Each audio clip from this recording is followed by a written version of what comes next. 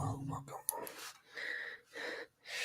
Hi there, and welcome to my 10:59 Facebook Live broadcast. It comes to you most days of the week, and we try to hit it at 10:59. Today, we managed to do that. So, bravo, bravo. For those of you who are not familiar, I'm Henry Beyer, and I do these Facebook Lives most days, try to do them 4 days a week, Tuesday through Friday, because with the school schedule that my son is on, he has off, he's at home on Monday. So it's not as convenient to do it on a Monday as it is the rest of the days of the week.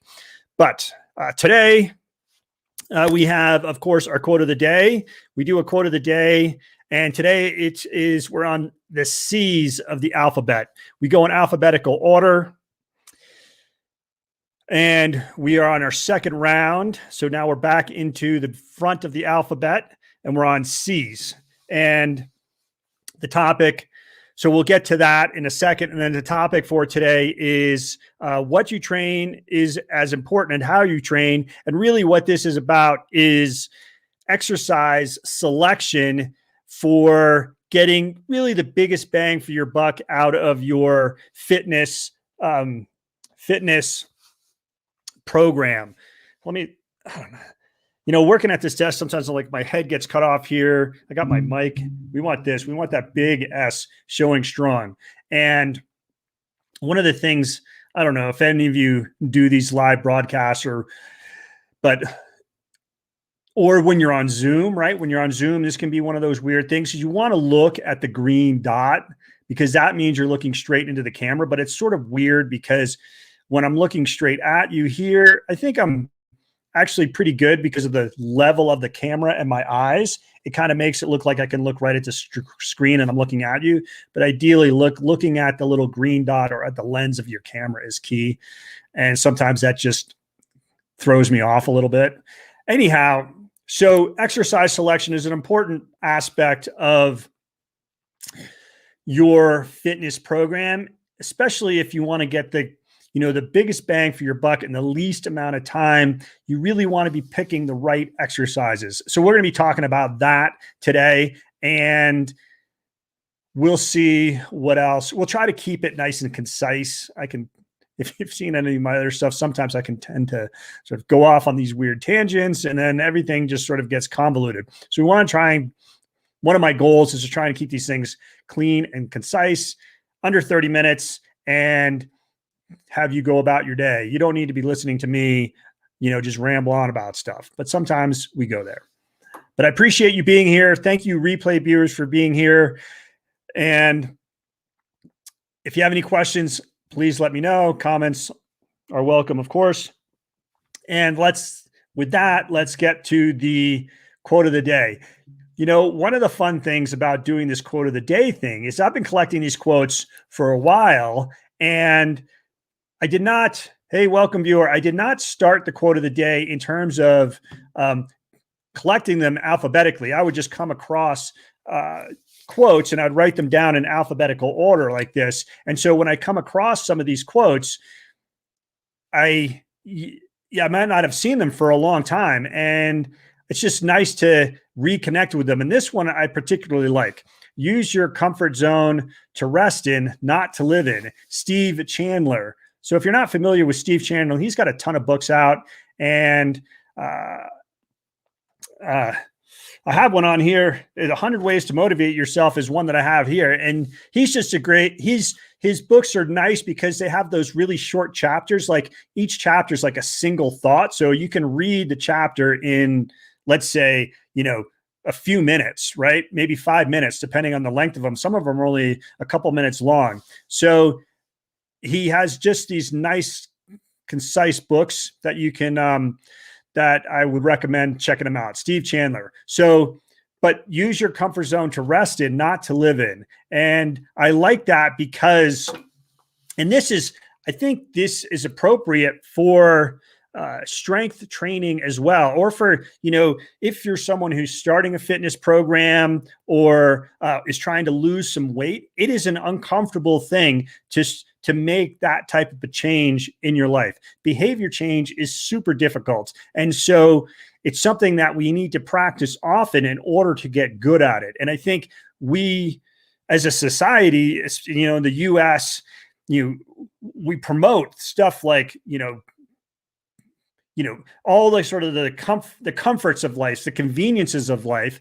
But that's a place where it's nice to be able to go up into watch a movie with my son and just like say, oh, what do we want to watch tonight? And look at Netflix, look at Prime, look at Apple TV or whatever, and find a movie that we want to watch tonight and not have to go to the store. Not have to remember having to go to like to the video store and rent a video way back when it was like a VHS and then it became a DVD and now it's all streamed. But those conveniences are nice. But when it comes to improving yourself, when it comes to challenging yourself physically, mentally, you have to leave your comfort zone. That's how you get better at stuff. And so watching a movie, that's where you're resting. That's a nice place to be in your comfort zone, but you don't want to live there. You want to live your life kind of on the edge, pushing yourself to grow and get bigger and stronger in whatever areas of your life that you want to expand in.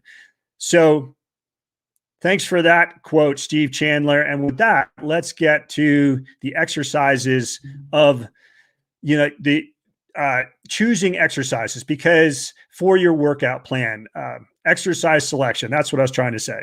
Let's get to exercise selection, because what you train is as important as how you train. Because if you're training, if you're, let's say you're training, you go to the gym a lot, but you're doing like 3-pound bar, dumbbell curls, and you want to make your biceps bigger, you're not doing it the right way. That's just using that as an example because it's the first thing that came to my mind. But when we think about exercise selection, exercises come in, there's many exercises that you can do, but there's core exercises and there's sort of assistance exercises. That's one type of terminology that you can use. There's also variations of exercises. There are auxiliary exercises. These are different names that you might come across, but really you have core exercises and assistance exercises. And as we talk about some of these exercises, sometimes an assistant exercise might be a core exercise, or a core exercise might be an assistance exercise, just depending on how you insert it into your training plan. But in a general sense, core exercises are the main exercises that you're training. And the big ones that you want to focus on to get the most bang for your buck, and these are most generally agreed upon, are things like your squat, your deadlift, bench press, overhead press. I mean, those 4 big ones, squat, some kind of squat, deadlift, bench press, overhead press, those 4 exercises can completely transform your body. And you could simply focus on those for the remainder of your strength training career, your fitness career. And you could, what am I trying to say? You're not going to go wrong doing that, right? Those 4 exercises they hit the most muscle in your body, and they get your lower body and your upper body.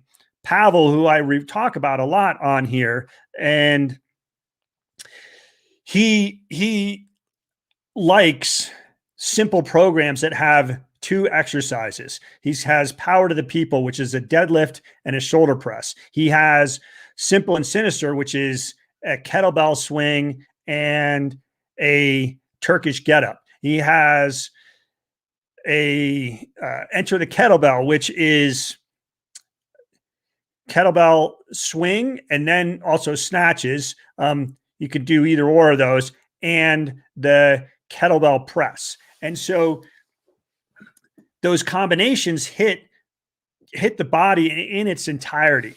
And then assistance exercises, auxiliary exercises, these are like your secondary exercises. And a lot of times they're used for rehabilitation from an injury, what they call prehabilitation, which is doing exercises that are to help make some balance out of the core exercises. So some of the core exercises might excessively stress certain aspects of your body and not others. And one example of that are the bench press and the overhead press tend to emphasize the chest and the front and middle deltoids. So the front deltoids are kind of these muscles up here on the front, and then the middle ones are these ones, when you see people doing these lateral raises, this is really hits these middle ones.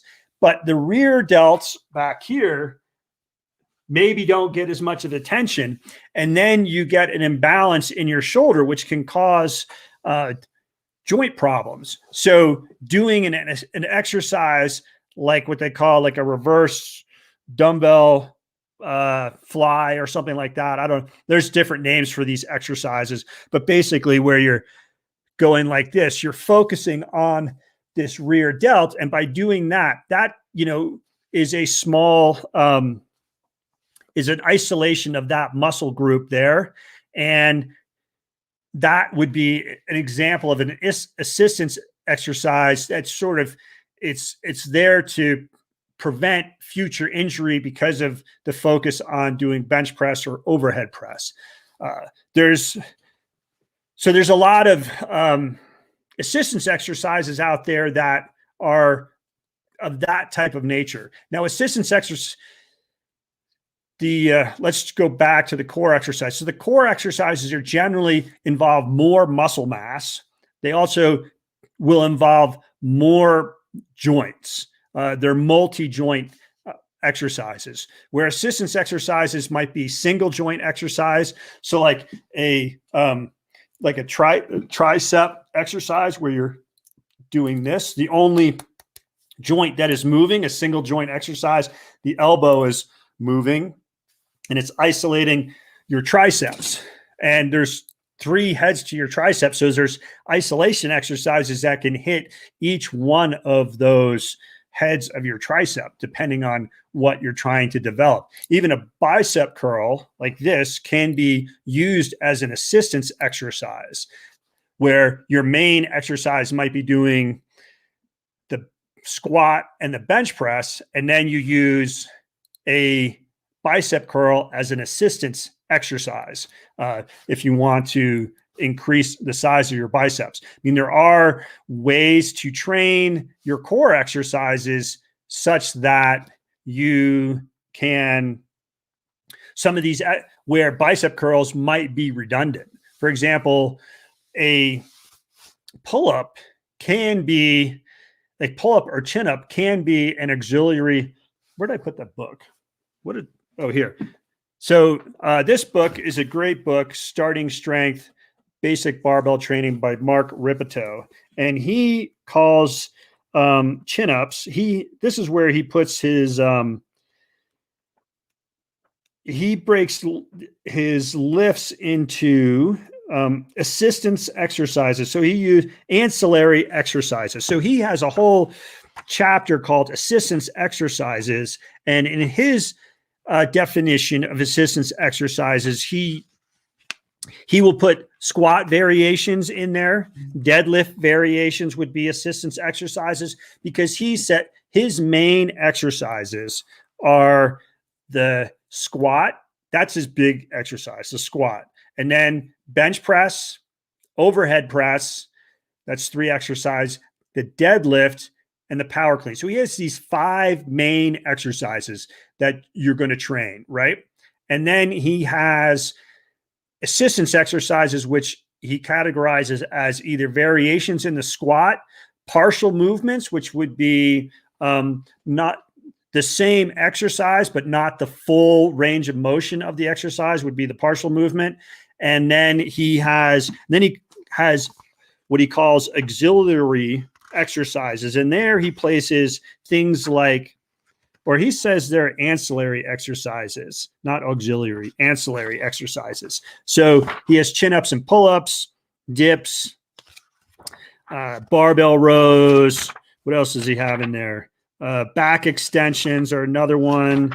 He has curls as an ancillary exercise. So even though something like a chin-up is a multi-joint exercise, it's shoulder and elbow, and it's a fairly large muscle mass that you're training, your back. He lists it as an ancillary exercise, which is totally, so this is a good example of one exercise, and the dips is another one of an exercise that could be a main course for your training, or it could be depending on what you want to focus on. Like if you want to get better at pull-ups, you would have it as a main exercise. And then you might do, like you're doing chin-ups, right? Like this. So chin-ups are going to use more bicep as opposed to a lat pull down, or this is a overhand. This is they have pronated, supine, and pronated. I'm getting confused on this is pronated like this. Palms facing for me is pronated, palms facing away. But palms facing away this is where supinated, you're not getting as much bicep activation in this exercise. So if you wanted to train your chin-ups, or you wanted to train as a main exercise your pull-up, but you wanted to include your biceps, you could use this pronated grip, and you'd get a lot of bicep activation from doing this. And then you wouldn't have to throw in a curl if you'd exercise as an assistance exercise, because that would be a redundant exercise. And one of the things that we're trying to do, and with exercise selection, one of the things we're trying to do, as I said, get the biggest bang for your buck out of the exercises that you choose. So you also want to make sure when you're choosing exercises that you don't have redundancy in exercises, unless for a specific reason you want to be like, well, I want to hit my biceps even more, so I'm going to throw in curls on top of that, right? But just as a simplistic program, you want to basically have your lifts that you're doing, the exercises that you're doing, cover the bases that you need and not have duplication of exercises. Okay. So when you have your program, you are going to say, okay, these are going to be my core exercises for the program. And then these are going to be the assistance exercises that I'm going to use. So I, right now, started a bench pressing program. And I like bench pressing and overhead pressing. I like overhead pressing more because it tends to be more transferable to everyday life. But so I'm using the bench press at the moment because the bench press is like the best upper body strength builder, but you're obviously only working in this plane. Whereas the overhead press has more, there's not a ton of stuff unless you're like an NFL lineman or you like pushing cars around. There's not a lot of stuff that you get from this pushing motion, right?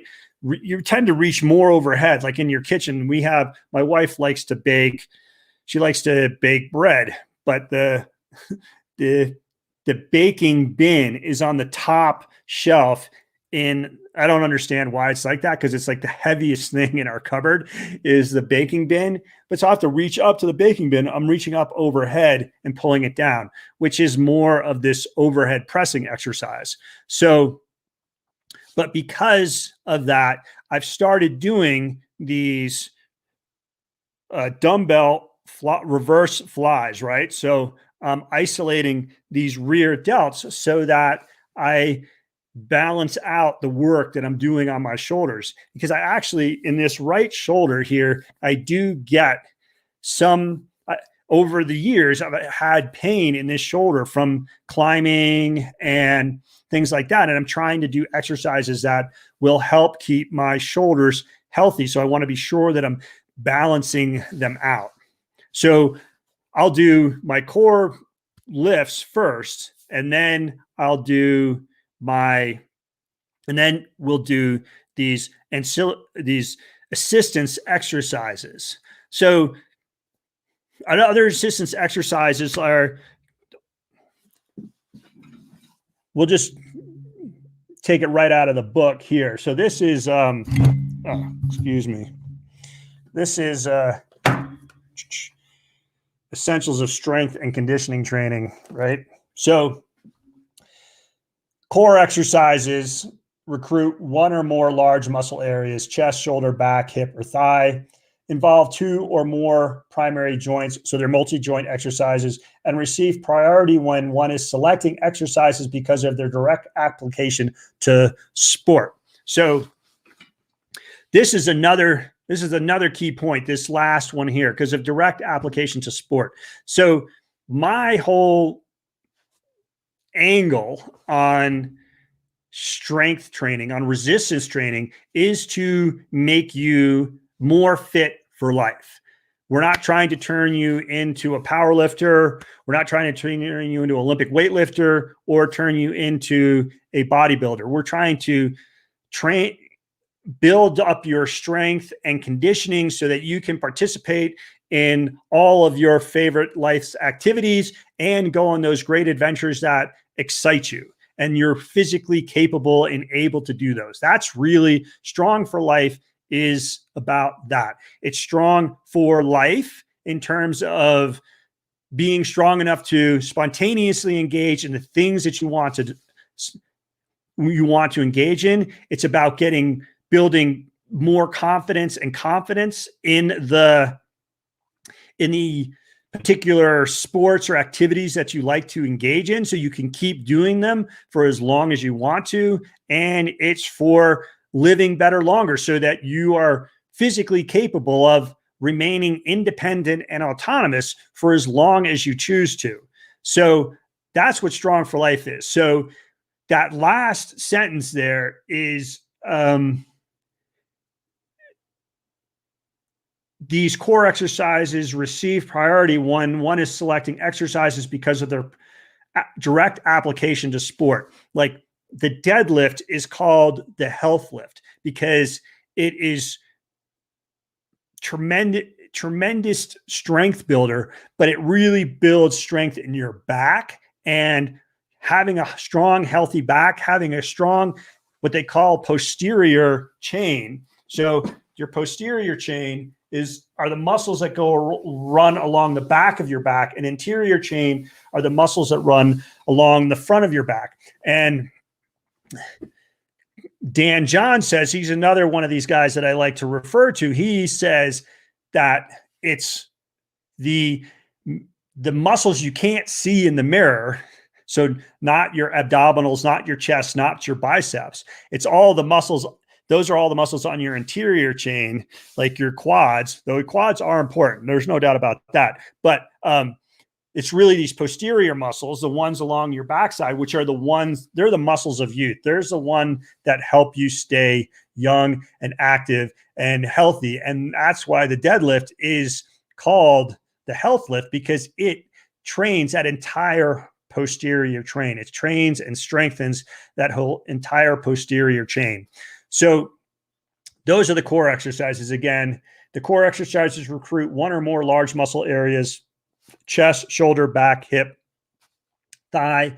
Involve two or more primary joints. So like, the squat is ankle, knee, hips are the three big joints being worked in the squat. Same thing with the deadlift. A bench press, you have shoulders and elbows. Overhead press, you have shoulders and elbows. So you get the idea there. The core exercises involve I just did that, and receive priority when one is selecting exercises because of their direct application to sport. So like these big exercises that like Mark Ripito talks about are squat. He is he's like all about the squat, bench press, overhead press, deadlift. Those 4 exercises, they're multi-joint exercises, they're whole body exercises.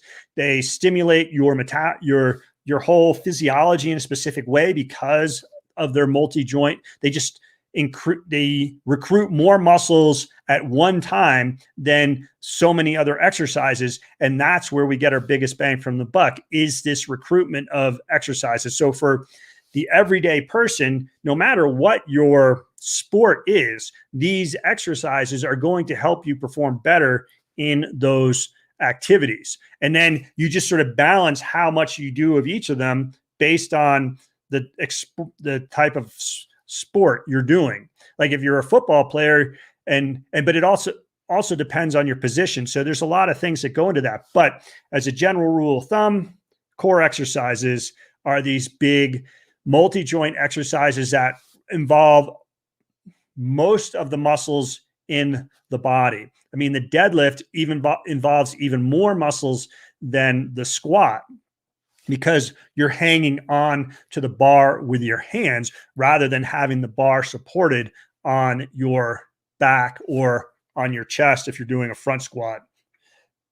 Then the assistance exercises usually recruit smaller muscle mass areas: upper arm, abdominals, calf, neck, forearm, lower back, anterior leg, anterior lower leg.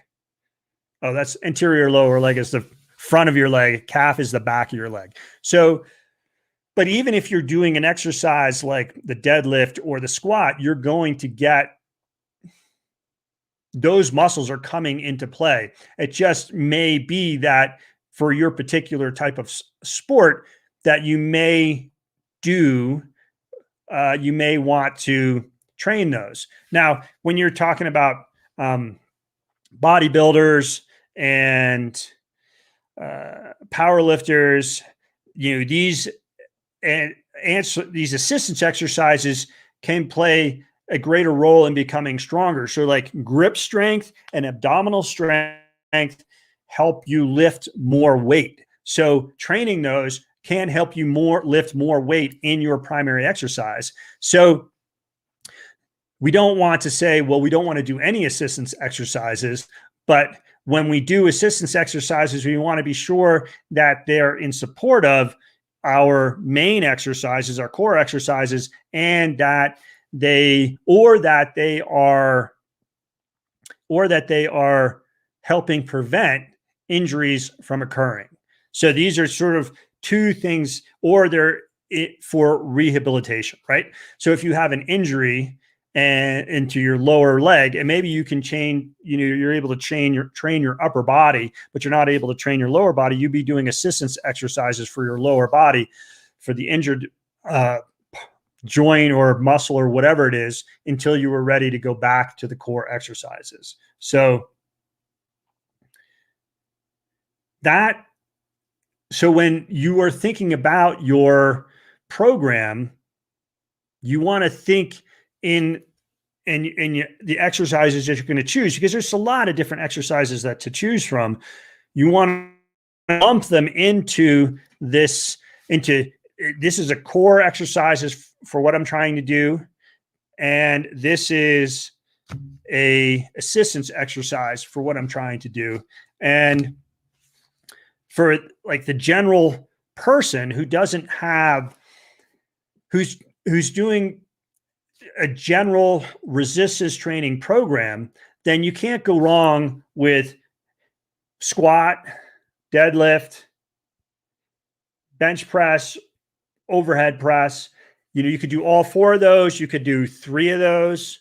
You could, mix and match them over time, focus on one for a little bit, then move to another. But having those as the sort of core of your strength training program, you cannot go wrong with that. And then you can throw in things like,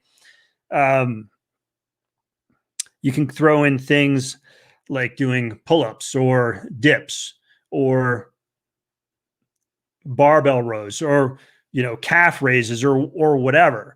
And But if you have limited time, this is the thing about core exercises. If you have limited time, the core exercises are the one that you're going to want to focus on, and then work in the assistance exercises as you can, in terms of either on the same training day or on a separate training day during the week. You might do, let's say you have 2 days of where you hit your core exercises. Because of limited time, you only have like 30 minutes, right? So you go in there, you do your core exercises 2 days a week. And then on a third day a week, you go through and you hit some assistance exercises. So that, I mean, that's just one example of how you set this up. But when you're thinking about timing, core exercises are primary and the assistance exercises are secondary. And you want the assistance exercises to complement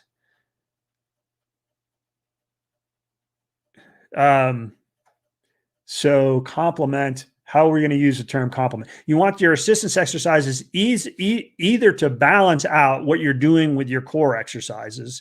So like I was saying, I'm doing these reverse dumbbell flies in order to work on my rear delts, because the front delt and the middle delt get the most work out of bench pressing and overhead pressing. And there's a lack of concentration on that rear delt. So that's there to balance it out. Or, so that's like a prehabilitation exercise, or I'm getting some, or I'm doing like abdominal work and grip work so that I can lift more weight. The abdominal work helps me stiffen my midsection, and by being able to stiffen my midsection, I'm able to lift more weight, and by improving my grip, I'm able to lift more weight. So that those complement by making me able to lift more, and the reverse flies complement my lifting by balancing out what I'm working on. So core and assistance exercises are important. Tomorrow is a practical day. So we're going to talk about core exercises. We're going to talk about some main core exercises tomorrow and demonstrate some of those for you so that you have an idea of what we're talking about.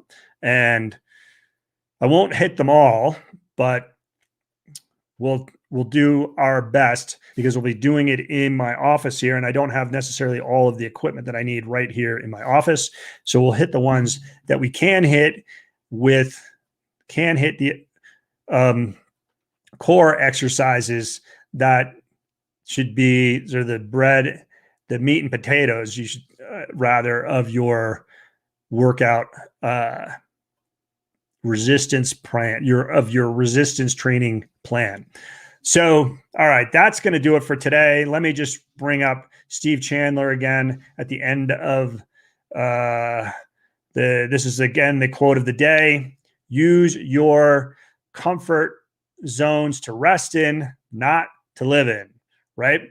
And with your training, you get to a comfortable level with your training. If you stay there, your fitness will actually decline, because your body has gotten used to what you're doing, and without added stimulation, it will actually regress a little, even if you're doing the same thing over and over again. So you have to always be pushing that comfort zone when you are doing your fitness, when you're working on your health. Your body likes to go to homeostasis, right? Likes to find that level where everything's working out, everything's nice and cool, equilibrium. And then you have to push it out of that zone in order for it to make improvements. So today's quote is an important one to keep in mind with your health and fitness. Take your time to rest, be comfortable, but then go out and push yourself to improve yourself physically. So with that, I'm going to say sayonara. Thanks for being here. Thanks, replay viewers, if you've made it to the end. I got a little carried away there, but we're doing better. So thanks again, and we'll see you next time. Tomorrow, again, we're gonna go over some actual exercises and do some demonstrations there for you. So see you there. Thanks, and have a great rest of your day. Cheers.